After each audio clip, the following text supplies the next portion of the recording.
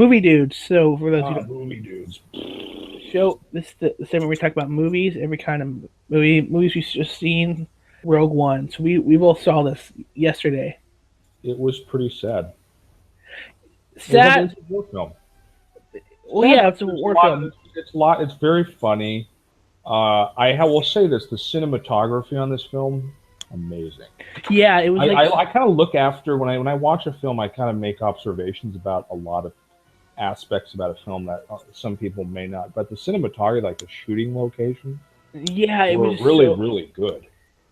And And they did a lot of practical. Did you notice that? yeah, A there lot was of a it, lot of like it practice. wasn't like CGI characters like Jar There were Jar a few. Binks. There were a few. I actually There looked were at a that. few, but a lot like the desert scene with that group that encountered the pilot. Those Yeah, were a lot of them. Those costumes were live.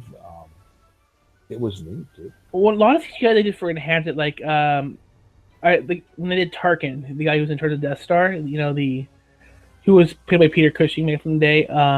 Because Peter Cushing died in '94, they can't have Peter Cushing, so they put him in makeup and then they used some digital stuff to enhance and alter him so he looked more like him. So I could kind of see the CGI because the eyes didn't quite look right, but after all, I'm like, oh. And then the same thing with Leia. They used an edit, and they also I think they dubbed the actress's lines with Carrie Fisher. So Who so was the girl they kind of dubbed? I don't know, but they basically she was for lack of a term, she basically was the body for Leia's face. And yeah, I thought that was interesting. They did that too with the what is it the the, the commander. Yeah, Tarkin. Yeah, the Yeah, guy Tarkin. who what is he blows up in the Death Star in New Hope. Yeah, he was the one who basically pulled the trigger on Alderaan. He was I pretty actually was cool. reading. He actually is kind of an interesting character. He's also kind of hard headed. They show that because I was reading. So I've been reading some books, and he's very like he doesn't back down. Hence, that's why that whole thing where like Never back down. there's that whole, where there's that whole scene. Remember in A New Hope where they're like, sir, I have your shuttle. Do you want to evacuate now? It's like in our it's like now when we're in our moment of triumph, and then the thing blows up. I thought it was cool that I heard that there's some things that were recycled. And the thing that was pointed out is that because I watched the kind of show that takes a little bit before this called Star Wars Rebels, and I've heard of this. Haven't watched. it's pretty good. In fact, there's some Easter eggs from that show in the movie. Um, Actually, there's three I remember, but the I was told that a lot of the dress up for the characters, even now they make them look like they're in the '70s still because when the movie was made, because like you could look at Luke Skywalker's hair back in there, it's very '70s. Everything looks very '70s. So they want to keep an air consistency, so it looks like it doesn't feel it doesn't clash. And that's the big thing when you're doing basically a direct prequel to A New Hope, you need to make sure it flows right into it. But yeah, the other big thing is like when they're on Jeddah, when they're on the Jedi planet, and they're the guy who Obi-Wan cuts off his arm in the bar fight is in there. He's the one that Jin bumps Yes, into. yes, he was in there. They should have had Guido. I That would have been cool. But I thought they pulled it for those of you who will get this. They pulled a George R. R. Martin. Then like spoiler alerts. Everyone dies who's not supposed to be surviving in the plot. So if your not name's not Tarkin or Mon Mothma or Bail Organa or Leia Organa or Darth Vader, you're dead. Or Huh. Red Leader. That actually was interesting. If you notice, like the guys in the X-wing and the Y-wing, those were actually the guys who were in the Death Star run, and they Interesting. actually used archive footage to make it, but they enhanced it so it looked better. Right, right. Yeah, they definitely sort of shot the film and set the costumes up and the characters and whatnot in a way that if you were to watch New Hope, that it would totally sort of connect. Yeah, you go. They sort of connect it. It's kind of like with the prequels they made, you really can't connect any of that to the Star Wars world of New Hope Empire. Only a little, only a few things. It's only later on. Yeah. It's only in Revenge of the Sith that things really feel connected. Because in Revenge of the Sith, you have what they call the they call the Arc 172, or the X-wing looking things that later are made into X-wings, and then you have like the Star Destroyers, the Jedi Star Destroyers that are like the precursors to the new Star Destroyers. So that kind of works, but those were the few things that really see. They were small things they did, but it wasn't like very evident. I mean, except the fact that Anakin has Luke's lightsaber, or future lightsaber. But like this is like from the this is like the only things you saw in episode. Sorry, like in episode 3 that you went, hey, this is Star Wars. Interesting.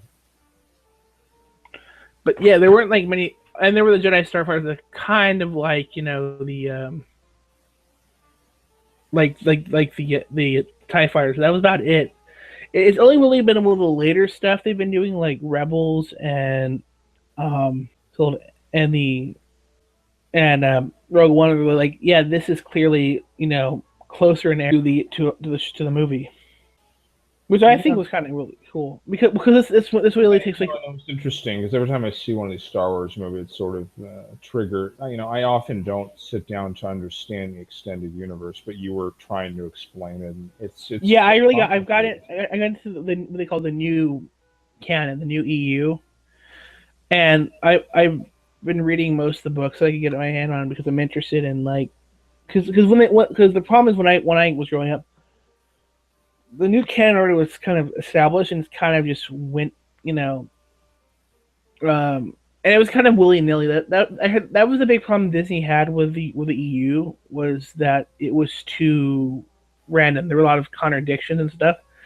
So they were trying to start a new slate and make everything they created now consistent. So that's why they're like all the stuff that come out now is basically they said yes, this is now verified as new canon. And they'll not make nods to stuff. So that's the big thing they did recently was they said this is new canon. It's not anything I think after 2012 is considered, 2012 or 2013 is considered new canon. So they did a so there's some novels and some comics that basically explain the new canon. And I've been reading a few of those. I haven't really gotten the comics. I've read the novels because I like the comics. I'd read into the comics more. That's right. I should dive into the comics more. I like the visuals. Yeah, there was one that they did about Poe Dameron, the guy from episode 7, and his mom basically got a special tree from Luke. That's a Force tree, and yeah, they did I remember they did a comic series kind of talking about stuff that happened between New Hope and Empire Strikes Back. I thought was they talked about how Vader figured out that Leia and Han went on more missions to sabotage the Empire after New Hope. Your head thing is. You hear me now? Yeah, better. Okay. Yeah, they did that. They did. There was apparently a novel where Luke meets up as a fight with Vader before Empire. And Vader sees Luke's lightsaber and realizes, hey, wait a minute, this thing's familiar. And then he basically sends Boba Fett to go track down who Luke is. Because he didn't know who he was until, like in episode 4, he has no idea who Luke is. But then later on, he's like at the beginning of episode 5, he's like, that's where Skywalker is. I'm like, well, how the hell do you know his name is Skywalker? So that's one of the scenes that they explain. I've heard a lot of people talk about them, like in terms of canon, that they should just make everything in the Old Republic era like canon because it's so far back, it shouldn't affect it. With a few changes, obviously there's some there's some changes they're gonna make, but for the most part, it should stay the same. Interesting. So let's everyone, thanks for watching. I don't thank you. Remember to leave a comment below and hit the like button. I'm Dan. I'm Chris. And we will see you later.